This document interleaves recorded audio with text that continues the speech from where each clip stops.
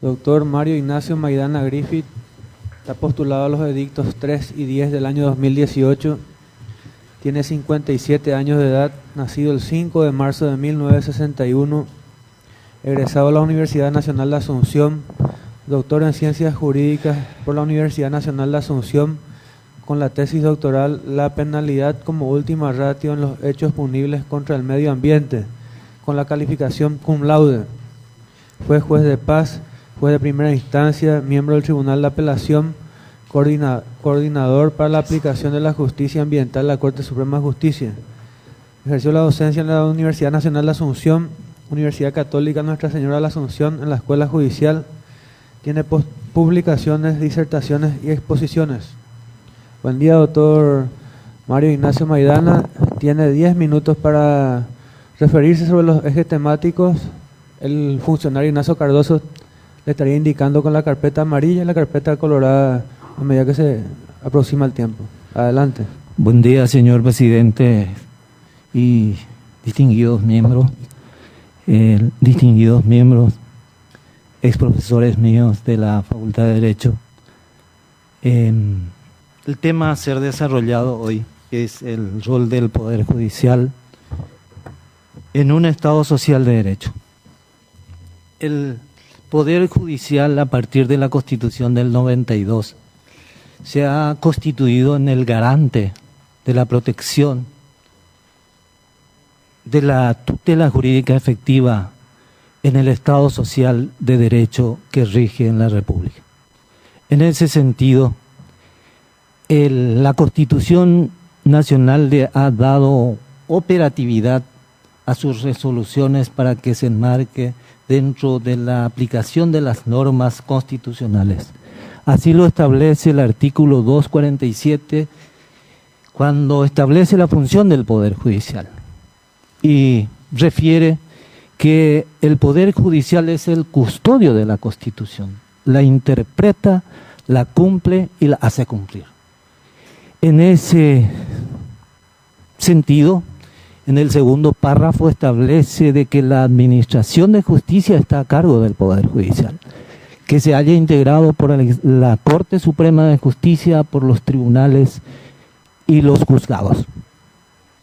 Para dar, diríamos, sustento a esta atribución, tenemos que el artículo 256 de la Constitución establece que todas las sentencias que emanan del Poder Judicial debe estar fundada en la Constitución y en las leyes. En ese sentido también, no menos importante es referir a la función de la Sala Constitucional o al deber de la Sala o las facultades de la Sala Constitucional. En ese sentido, la Sala Constitucional se haya facultado a declarar la inconstitucionalidad de las leyes y de las normas jurídicas. Como asimismo, en el segundo párrafo establece de que tiene la facultad de declarar la inconstitucionalidad de las sentencias y de los autos interlocutorios. Tal es así que el juez, dentro de la Constitución Nacional, se hayan marcado dentro de un ámbito constitucional por sobre todas las cosas, dentro de la prelación de la norma jurídica establecida en la Constitución en el artículo 137.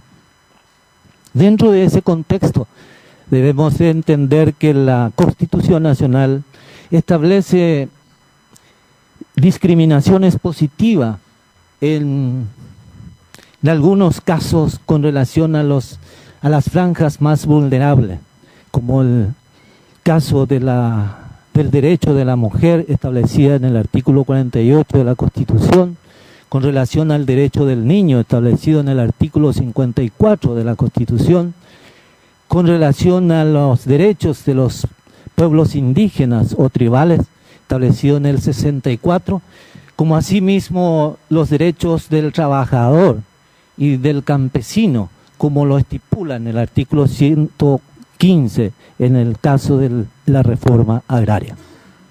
En ese sentido, debemos de entender de que esta Constitución ha incorporado en sus normas fundamentales derechos que establecen la protección de la familia, que establece la protección de la vida desde la concepción misma, adoptando un sistema romanista y, por qué no decir, del sistema establecido en el artículo 4 del Pacto de San José de Costa Rica. Y debemos entender, como dije, de que el rol del Poder Judicial es fundamental en el Estado social de derecho. Ahora bien, con relación a mi percepción acerca de la administración de justicia, debo decir de que la justicia paraguaya hoy, a mis 28 años de magistratura, está en un punto más crítico que pueda considerarse dentro de mi experiencia, vuelvo a repetir, en el ámbito de la justicia. ¿Y por qué digo esto? Porque existen situaciones como los valores cuantitativos y cualitativos que determinan eso. Los valores cuantitativos en cuanto a la mora judicial, que creo todos mis colegas han referido al tema como el punto neurálgico de la crisis del Poder Judicial, porque viola normas de compromisos internacionales con relación a la conclusión de los procesos en los plazos razonablemente oportunos, y porque viola la Constitución del artículo 17, numeral 9, que establece, 10, que establece que todos los procesos deben determinar dentro del plazo establecido por la norma jurídica. En ese sentido, debemos tener en cuenta con relación a los valores cualitativos. Ello surge de las resoluciones que por circunstancias no son en base a las normas de prelación que establece el artículo 137 en pro de la garantía, diríamos, de los derechos sociales dentro de un Estado de Derecho. Y como decía el insigne profesor Óscar Paciello, la declaración del Estado Social de Derecho no es una invocación lírica ni un poema, sino es de cumplimiento obligatorio. Él ha sustentado, cuando fungía de miembro de la Sala Constitucional, tal afirmación, que hoy, por cierto, no se cumple con ese precepto.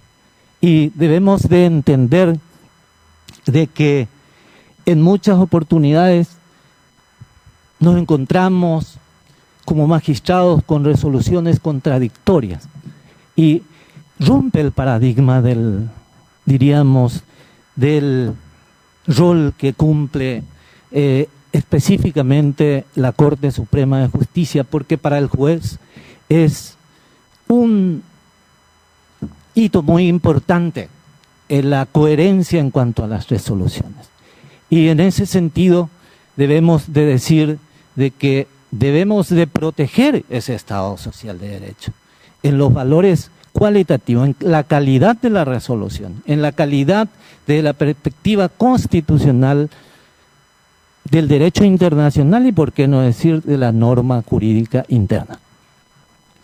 En ese aspecto, no menos importante es el sistema de designación y confirmación de los magistrados. No puede no clarificarse y hacer en forma pública la designación de los señores jueces y, por qué no decir, dentro del respeto de la carrera judicial, para que el juez esté motivado a alcanzar una excelencia y a partir de ahí ser premiado con un cargo, diríamos, de relevancia dentro de la carrera. ¿Por qué no decir para la designación y confirmación de los señores fiscales? No es posible que otras motivaciones lleven a la designación de esos señores fiscales o la confirmación. Se debe de evaluar cronológicamente la actividad desplegada por ese fiscal para poder entender de que es merecedor de una confirmación. Como asimismo sucede con relación a los defensores públicos, que por su rol cumple una función muy relevante. Ahora bien, con relación a mi propuesta en defensa de los derechos humanos fundamentales y los valores democráticos, debo decir, señores, que desde la primera resolución de mi estadía, en la circunscripción de Misiones, me he comprometido en pro de la defensa de los derechos humanos fundamentales, porque he dictado la primera sentencia condenando a Camilo Almada Morel a 24 años de penitenciaría por la violación de los derechos humanos fundamentales, allá por 1997. Y así lo he hecho en la convicción de que mi condición de juez me imponía establecer la tutela jurídica y la reparación histórica con relación a las ligas agrarias que hubo en mi pueblo en Misiones.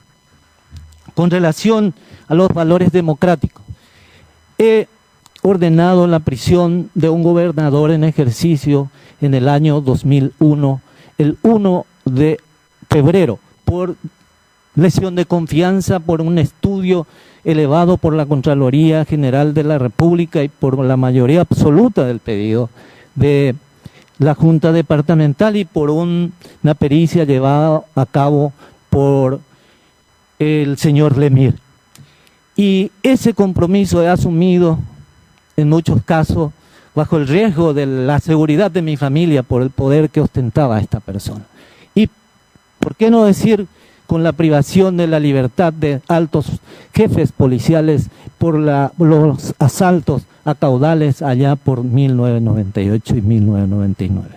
Ese es mi compromiso, como he asumido desde el primer día de mi mandato dentro del ámbito de la justicia paraguaya.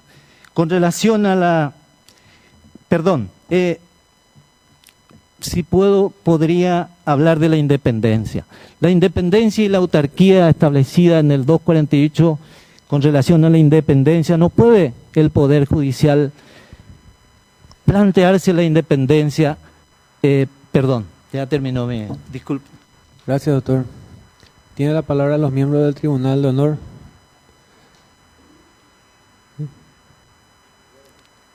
Doctor Luis Fernando Sosa Centurión. Buen día, doctor. Buen día, profesor. Usted presentó tesis doctoral Sí, señor. sobre la penalidad en los hechos punibles contra el medio ambiente. Sí, señor. Hasta este momento hemos visto pocas sentencias respecto a ilícitos contra el medio ambiente. ¿A qué se debe eso? Porque la tala de árboles continúa, los documentos llamados tornaguías no se cumplen, las guías de traslado son a veces no condicen con la realidad y todos vivimos felices. A ver si me puede dar alguna... Sí, distinguido profesor, yo cuando la Corte me ha designado ad honorem en el cargo de coordinador, he sido parte de la implementación de la dirección de la aplicación de la justicia ambiental. Y por levantamiento de datos estadísticos fidedignos, señor, hemos logrado informarnos de que hubo 3 situaciones en que se ha llegado a la conclusión de la sentencia en la violación del derecho ambiental. Y dentro de esa perspectiva, la que fracasa es la justicia. Como dije anteriormente, por la tutela efectiva que debe de tener para castigar los actos de corrupción, porque la ley 717 establece de que por omisión o por acción se castigan los hechos punibles contra el medio ambiente. El artículo 1 establece. Tal es así que la autoridad es de aplicación si no cumple con el rol de persecución o de control. En este caso debe ser sancionado por un sistema penal.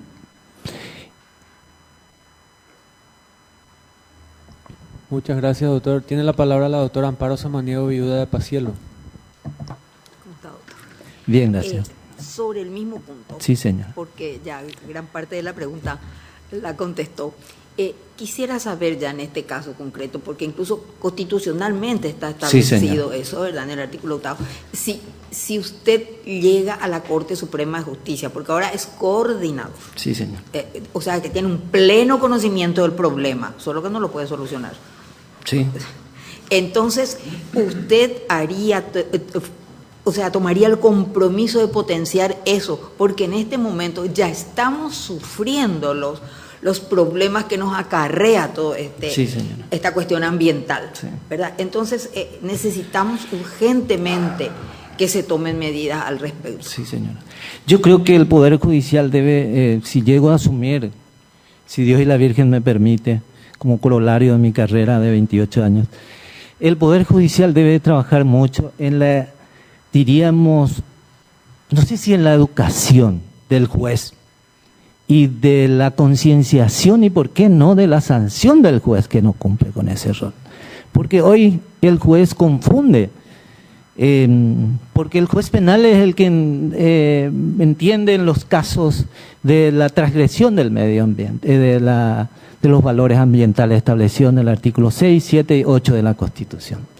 En ese sentido, debe de trabajarse en mayor medida para que los señores jueces entiendan de la relevancia de la protección del medio ambiente. Porque hoy en la justicia paraguaya se tiene como diríamos, un fuero hasta si se quiere inexistente, sin ninguna importancia. Sin embargo, hoy el mundo nos observa por un sistema satelital de que nuestras estadísticas que levantamos son amañadas, mentirosas y sin ningún sustento de un compromiso para la seguridad jurídica de la República.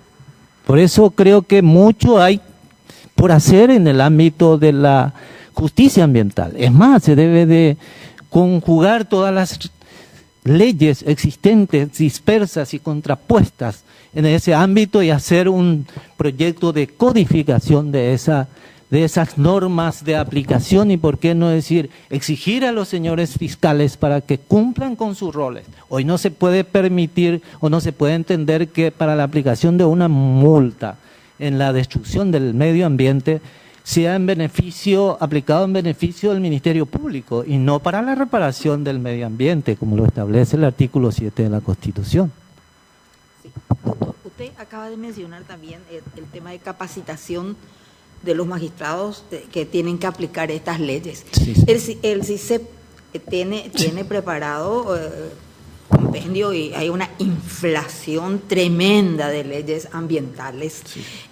Sería bueno trabajar también en ese aspecto, porque el CISEP depende de la Corte. Sí.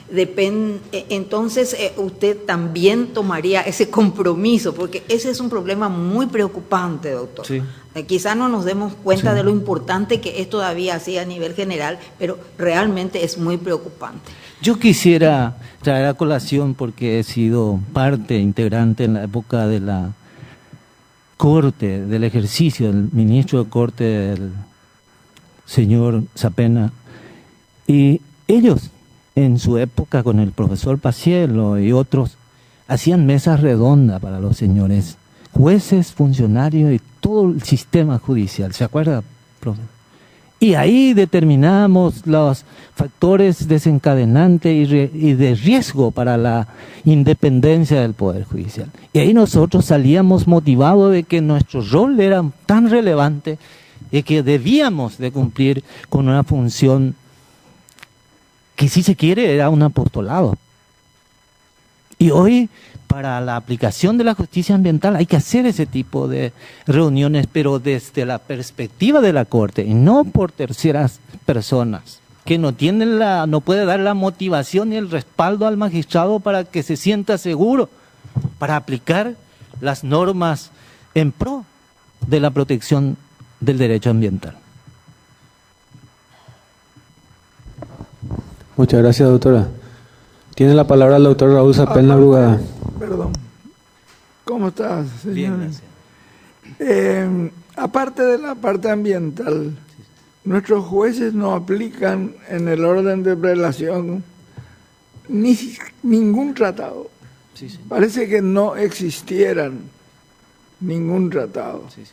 ¿Qué podría hacerse para lograr que esto cambie? Porque la Constitución no se puede aplicar así. Así es. Nosotros tenemos 7 sentencias, si mal no recuerdo, de indemnizatoria de la Corte Interamericana. Y nuestro artículo 145 establece del sometimiento al orden supranacional del sistema de justicia y del control del Estado. En ese sentido, en mi rol de docente en la escuela judicial, mi preocupación es esa, porque los señores fiscales y algunos jueces no perciben la importancia del rol del juez y del sistema de justicia en la protección de los derechos internacionales como compromiso asumido a partir del 89, porque esas normas internacionales como el Pacto de San José de Costa Rica, el Pacto de los Derechos Civiles y Políticos, el Protocolo de San Salvador y el derecho del niño han constituido la inspiración de los señores convencionales constituyentes. Y eso fue la inspiración de los Pacielo, de los Fernández Arévalos, de los Lovera, San Martín y otros. Y no podemos nosotros dejar de cumplir porque la Constitución Nacional, profesor, ha internalizado los derechos humanos fundamentales a través de sus normas fundamentales. Entonces, nuestra Constitución es la inspiración del compromiso asumido en ese ámbito y debemos hacerlo entender al sistema de justicia desde nuestra resolución en la Corte en pro del cumplimiento de los compromisos asumidos y que por supuesto conlleva en muchos casos violarla conlleva un error judicial establecida y sancionada por el artículo 17 numeral 11 de la Constitución y el artículo 10 del Pacto de San José de Costa Rica. Entonces lo sometemos al Estado a un error judicial y a una erogación importante para la reparación de ese daño. Muchas gracias, doctor. Tenemos consulta de auditorio, doctor. ¿Cómo mejoraría el acceso a la justicia? Con proactividad, con establecer grupos de trabajo, porque tengo entendido que la Corte tiene aproximadamente 130 relatores.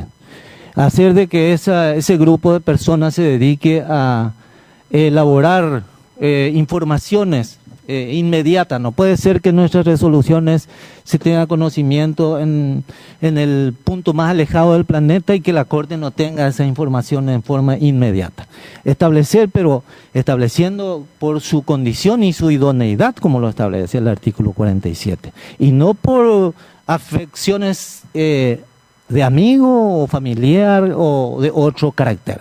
Entonces ese grupo de trabajo tiene que ser una fuente de consulta permanente para la Corte, para la confirmación de los jueces, para la revisión de los procesos en forma inmediata ante denuncia que pueda surgir en el ámbito de la sociedad, porque como bien dijimos hoy, este es un Estado social de derecho, permanentemente hay que estar expuesto y para responder ante esos requerimientos. Entonces la Corte tiene que diseñar un sistema de control inmediato y la mora judicial es algo que se debe de erradicar. Yo estuve en el Tribunal de Cuentas, encontré 800 autos para sentencia. Y de 800 autos para sentencia, en el tribunal había procesos que tenía 20 urgimientos. Y en menos de 3 meses he levantado esa morosidad. Yo creo que con equipo de trabajo en serio, con motivación a los funcionarios, con hacer de que sean admitidos funcionarios que tengan compromiso con la sociedad y con la república, con la patria, se puede construir una justicia mucho más proactiva, ágil y eficiente. Muchas gracias, doctor. La siguiente consulta. Su opinión sobre el rol de la justicia en el ámbito del medio ambiente. Y es fundamental, porque hoy el mundo nos mira por nuestros comportamientos con el medio ambiente y porque es global.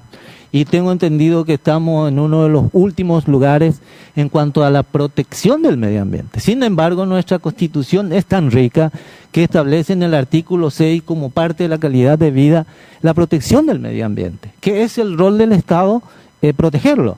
En el artículo 7 establece la preservación, la conservación y la reparación y la recomposición, y establece inclusive como una medida excepcional la doble sanción en el artículo 8 en caso de transgresión de las normas ambientales. Y en el artículo 38, para concluir, señor presidente, establece como derechos colectivos de los derechos difusos la protección del medio ambiente. Entonces, tiene una relevancia tal de que a todos nos afecta a transgresores, afecta a víctimas, y hoy ya se estila de que dentro de la tercera generación de los derechos humanos, que la destrucción del medio ambiente ya sea imprescriptible, inclusive, porque no se puede medir en el tiempo y en el espacio los efectos de una destrucción ambiental. Gracias, doctor. Siguiente consulta y le solicitamos sea breve, doctor, sí. Por favor. Disculpe. ¿Cómo la sociedad paraguaya debe o puede protegerse contra las barbaridades intelectuales de los magistrados a más alto nivel? Sí me puede repetir, por favor, señor presidente. ¿Cómo la sociedad paraguaya debe o puede protegerse contra las barbaridades intelectuales de los magistrados a más alto nivel? Y lastimosamente el artículo 137, no lastimosamente, o como medida de protección, establece la segunda parte del artículo 137, porque al hablar de la prelación de la norma jurídica, estableciendo en primer grado a la Constitución, los tratados internacionales, las leyes y demás normas jurídicas, también en el segundo párrafo establece que quien quiera, quienes atenten contra este orden de prelación, está fuera del ámbito constitucional, y no, inclusive habilita, si mal no recuerdo, en el 138, no sé si la revelación o de la sociedad, pero en forma pacífica y pública, sin poder confundir con diríamos con una rebeldía armamentista, sino una rebeldía pública. Muchas gracias, doctor. La siguiente consulta. ¿Usted estaría a favor de que el Poder Judicial trabaje también 8 horas al día, como la mayoría de la sociedad paraguaya?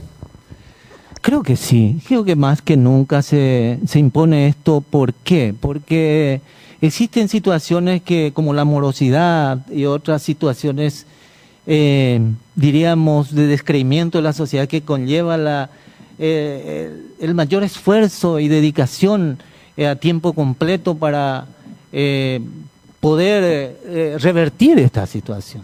Y en la época, me acuerdo de los señores ministros, uno venía del interior a la tarde, a las 6 de la tarde, y le encontraba a los señores ministros trabajando, y le atendía, y no sé si dormían ahí, pero por lo menos estaban casi las 24 horas en su despacho. Era así. Muchas gracias, doctor. En su opinión personal, ¿usted cree que los ministros del Tribunal Superior de Justicia Electoral tienen el mismo rango que los ministros de la Corte Suprema de Justicia? No tienen. Para mí no tienen, porque la justicia electoral es un órgano extrapoder y se limita a juzgar los actos, diríamos, eleccionarios para la organización. Sin embargo, el Poder Judicial tiene un rol tan complejo y tan abarcante que inclusive puede resolver sobre las resoluciones que son sometidos por inconstitucionalidad a su conocimiento, por ejemplo. Y para mí no cumple, porque el Poder Judicial es uno de los poderes del Estado dentro del sistema tradicional. Y el sistema electoral es un órgano extrapoder que se limita al juzgamiento y la preparación de los actos eleccionarios. Muchas gracias, doctor.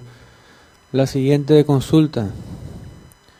Al parecer, algunos magistrados se creen demasiado independientes. ¿Cómo la sociedad paraguaya en general puede protegerse de los magistrados que ya abusan de esa independencia? Con el control y con la garantía de que el jurado de enjuiciamiento tenga diríamos, un rol preponderante en esto. ¿Por qué digo esto? Porque yo creo que la Corte Suprema tiene un grado de responsabilidad, porque tiene dos representantes ante el jurado de enjuiciamiento. Esos señores ministros de Corte deben de ser los garantes para los jueces honestos y deben de ser también parte de la investigación y el juzgamiento de los jueces que caen en actos de corrupción. Y eso es determinante para, diríamos, que el juez que cumple su función dentro del Estado Social de Derecho sea protegido por sus autoridades legalmente constituidas y que los representa ante un órgano de juzgamiento. Muchas gracias, doctor. Tenemos por secretaría, doctor, publicaciones que hacen referencia a su persona. Sí, le voy a dar una leída. Un camarista sospechoso de favorecer nombramientos. Se trata de Mario Ignacio Maidana Griffith, familiares del procesado a quienes favoreció. Con sus fallos fueron llamativamente incorporados como funcionarios judiciales en la circunscripción de Misiones.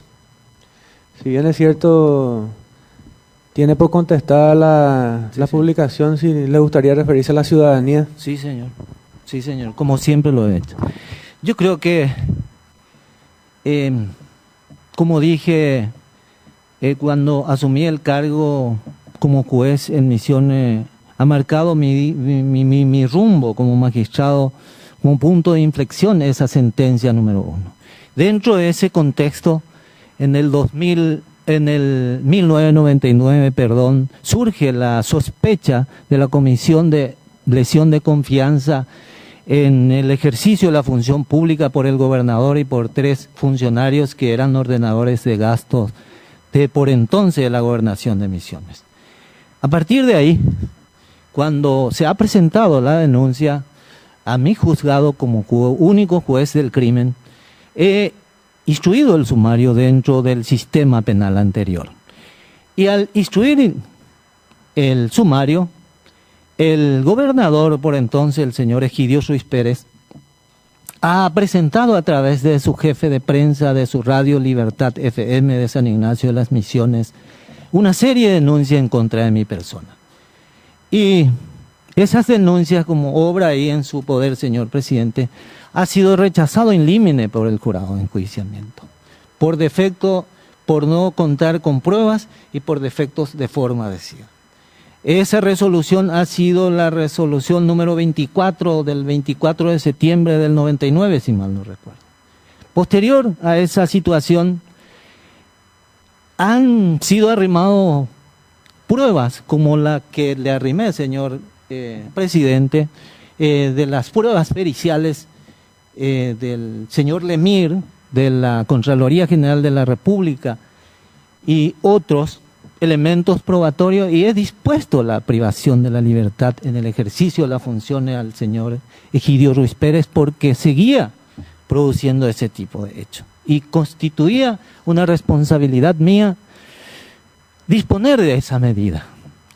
A partir de ahí, mi relacionamiento en el mundo, diríamos, ese ámbito, ha tomado un giro absolutamente de persecución a mí y a mi familia. Tal es así que he sido amenazado, como le he referido. Y he traído publicaciones de la época del diario ABC, que por cierto existe una serie de publicaciones que ha mencionado tal situación. A partir de ahí, en el 2008, fui distinguido por la UNESCO por ejercer la magistratura por mi lucha incansable por los valores democráticos, la consolidación de los derechos humanos y la prevalencia de los derechos y la vida. Este testimonio, sin embargo, trajo aparejado con una situación que ha rayado la falta de análisis en la rigurosidad, porque esta publicación decía de que yo influí en el nombramiento de personas. Sin embargo, la ley 609/95, como todos sabemos, establece las atribuciones dentro del Consejo de Administración de la Corte Suprema de Justicia. Mal yo podría influir a los señores ministros de Corte para que ellos tuvieran que optar por la designación de una u otra persona. Entonces, no puede resistir a un análisis serio. Pero esa situación ha sido lo que ha llevado a una serie de situaciones, señor presidente, que ha sido motivado con resoluciones, con determinaciones, con elementos probatorios ahí en su poder, señor presidente. Muchas gracias, doctor. Tenemos otra publicación, doctor, y le voy a pedir, por favor, un poco de brevedad, una síntesis. Sí. Es martes 7 de octubre de 2008. Mario Maidana Griffith ya fue advertido por los ministros. La Sala Penal de la Corte ha dispuesto a anotar en el legajo del magistrado la advertencia por su conducta procesal. No resolvió la queja por retardo de justicia a raíz de otro pedido similar ante el juzgado de Misiones. Es con relación a Egidio Ruiz Pérez, ¿verdad? Sí. Se puede concluir. Que tengo entendido que es con relación. Ya he relatado, señor presidente, cómo se han producido los hechos. Es importante porque yo creo que más que nunca la sociedad requiere del testimonio de vida del postulante para un alto cargo tan distinguido. Entonces, señor presidente, ahí obra en su poder todo mi legajo de vida, de lo que he producido en mi comunidad y del cual me honro ser parte. Y he sido distinguido por la Contraloría Ciudadana, señor presidente, paradójicamente en contraposición a lo que ellos han manifestado. Y esto ha sido de la ciudadanía de mi pueblo. Y hoy puedo irme a mi pueblo con toda la tranquilidad y la confianza, como usted sabrá, señor presidente, y mirándole de frente a mis conciudadanos. Así mismo, doctor. Para aclararnos, doctor, estas son de publicaciones, ¿verdad? Que ya se le fue corrida, Sí, ¿verdad? señor. Y tenemos la obligación también Sí, señor. de leer, ¿verdad? Una publicación, martes 30 de septiembre de 2008. Camarista es denunciado por conducta antiética. El magistrado Mario Maidana fue visto en una jineteada en compañía del hermano de un procesado que justamente fue beneficiado en 2 ocasiones por el citado magistrado. La denuncia está en el Tribunal de Ética. Sí, señor. Voy a concluir ya con todos los ítems, señor presidente. Resulta ser que en Misiones se estila en las fiestas patronales, porque todas las ciudades tienen nombre de santo patrono. San Ignacio no va más allá de eso. En Santiago también se hace, en donde la familia se constituye a degustar de algunas comidas típicas y a reunirse, pero siempre dentro de la reunión familiar. Supuestamente yo, estando con mi familia, se me ha visto por una persona que de nacionalidad argentina, un tal Oviedo, que yo estaba en una conversación amena con el hermano de uno de los coprocesados. Y más falso, señor, no puede ser, porque yo creo con la tecnología que por entonces ya se tenía, se pudo haber filmado, se pudo haber fotografiado, se pudo haber levantado algunas pruebas que hagan la demostración efectiva de ese hecho o de esa circunstancia. Y como quien diría, con la persecución desde el 99, he sido denunciado por intentar, dice ahí en la publicación, de ayudar a un procesado con mi voto. Señores, yo he firmado en disidencia con la mayoría en el Tribunal de Apelaciones. ¿Por qué? Porque el juez de Ayolas, el señor Centurión, al disponer la medida restrictiva de libertad, ha diferido la calificación del hecho de una lesión corporal que pudo haber sido grave o leve, porque se ha producido en una gresca a la salida de una discoteca. Y se ha valido de un dictamen médico forense que decía de que puede desencadenar el hecho en una situación de lesión grave.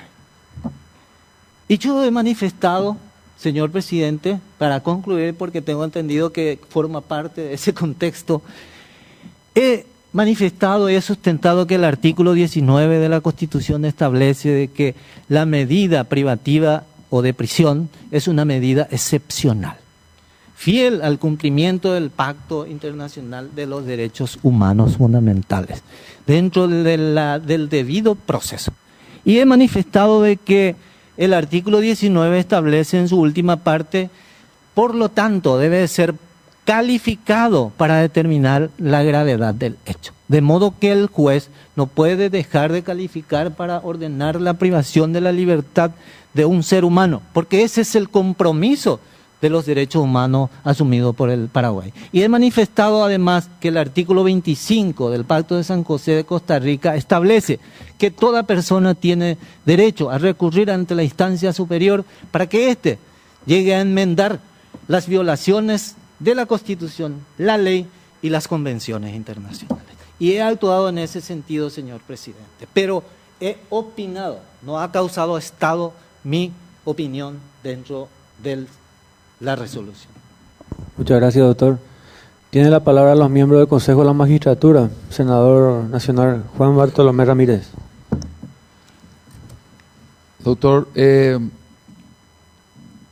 escuché una parte de su comentario y realmente me llamó la atención algo que es letra muerta en el Paraguay, pero vi que tiene un manejo y un concepto bien definido, que es el tema de la cuestión ambiental o los delitos ambientales. Sí, señor. Y primero un análisis. Yo soy un ciudadano oriundo de la frontera y veo que en el Brasil la ley ambiental es mucho más respetada que en la nuestra, y hay conflictos que emergen a la situación social del trabajador, sobre todo los pescadores. Sí, sí. Cuando en el río Paraguay, en los ríos que tenemos confluencia con el Brasil, resulta que un pescador puede usar espinel, mayón, y por alguna cuestión va al margen contrario, y bueno, eso genera un delito. Ese delito es sin fianza, o sea, son remitidos inmediatamente a la penitenciaría, sí, y genera primero un problema de orden diplomático por la cuestión justiciable del tema. No obstante, ese es un comentario, que no sé si quiero opinar, pero a razón de eso yo veo de que las cuestiones de orden ambiental en otros países son tratadas como una cuestión penal y también una cuestión civil. Y nosotros acá en nuestros juzgados, a veces por compensación, cuestiones de orden penal, llevamos al ambiente civil y buscamos la compensación ambiental, o sea, en algún lugar mandar de tala de bosques, se obliga nuevamente la incorporación del bosque nativo y la cuestión de la agresión que tiene que es una cuestión penal, la reprochabilidad ya no se tiene más en cuenta. Sí. ¿Cuál es su opinión con relación a esa confusión y cuál es la mejor aplicabilidad del derecho ambiental? Sí. Yo he sido partícipe, señor miembro, doctor, porque provengo de Misiones. En Misiones también se producía la depredación en la zona del vertedero de Añacuay, por qué no decir, en las distintas confluencias donde emigraban los peces para el desove y se iban y se atascaban en algún lugar. He ordenado el comiso, inclusive la privación de la libertad. Me acuerdo como anécdota que en alguna oportunidad he sido visitado por el intendente Ayola diciéndome que conspiraba contra el sistema de turismo del Paraguay, porque eran brasileños los que se iban y pescaban y pagaban una suma miserable a los pescadores, utilizaban y depredaban y llevaban a su país, cuando que en su país era sancionado con rigor esa situación. La ley 716 es muy rica, doctor, al respecto, porque establece, como dije anteriormente, el castigo por acción o por omisión. Aquel encargado de aplicar las normas que no aplican la debida y legal forma es pasible de una punición de hasta 5 años de cárcel. Y la transgresión de las normas ambientales, como la depredación ictícola, como la destrucción a través de tala de bosques, el movimiento hidráulico, como sucede en el Pilcomayo, por ejemplo, es sancionado con una pena penitenciaria y con una pena de multa de hasta 2.000 jornales mínimos. De modo que a los señores jueces hay que concienciarlo de que deben de aplicar esto y deben de ser rigurosos con los señores fiscales en la implementación de la investigación de esos hechos. Entonces, tenemos con qué aplicar esto, porque como dije anteriormente, esto es considerado como un derecho humano fundamental de tercera generación, esta protección del medio ambiente. Y como tal debemos de cumplir con el compromiso asumido a través del Protocolo de San Salvador, que establece que todos tenemos el derecho de vivir en un ambiente saludable y de tener los servicios básicos suficientes. Muchas gracias, doctor. Tiene la palabra el doctor Adrián Salas Coronel. Buen día, doctor Maidana. Buen día. En realidad que me quitaron la pregunta los compañeros con relación al tema medio ambiente, que es también su tesis doctoral, pero ya abundante explicación me parece acertada. En la última parte de su exposición parecería que se le cortó y quedó pendiente el último punto que me parece algo relevante para nosotros, que es de llegar al cargo su propuesta para mejorar el sistema de justicia sobre algunas cuestiones puntuales. Brevemente, si puede concluir que lo que quedó pendiente, tengo entendido. Sí. Yo, de llegar al cargo, señor miembro, lucharía denodadamente contra los atajos de aplicación de normas fuera del contexto constitucional. Por ejemplo, las consultas constitucionales que hoy lo aplican mis colegas como un medio, no sé si de dilación, por alguna, diríamos, formulación de una duda razonable de la aplicabilidad o no de la Constitución con relación a una norma jurídica. Para mí es lo más absurdo, y yo me he opuesto y tengo opiniones al respecto que he emitido en este tiempo, y ha ido en ascenso esa práctica inconstitucional, porque el juez es constitucional. El miembro del tribunal debe aplicar la Constitución, así lo establece el 247, el 256, y porque si no lo aplica por el 260, la Sala Constitucional irremediablemente declarará la nulidad de esa resolución por inconstitucional. Entonces, mi querido señor miembro, mi compromiso es irrestricto y la certeza constitucional es una violación de la Constitución y rompe los principios democráticos esto. También, como dije anteriormente, es importante que la Corte esté permanentemente informado de la actuación de todos los jueces de la República. Y debe ser el paradigma de la aplicación de las normas constitucionales e internacionales, así como ha asumido la República del Paraguay desde el preámbulo de la Constitución al integrarse al orden internacional. Y, ¿por qué no decir?, a través del artículo 137, 141, 143, 145, porque de lo contrario, irremediablemente seguiremos siendo sancionados con la reparación del daño por una mala praxis en la justicia paraguaya. Muchas gracias, doctor. Con esto damos por concluida su exposición.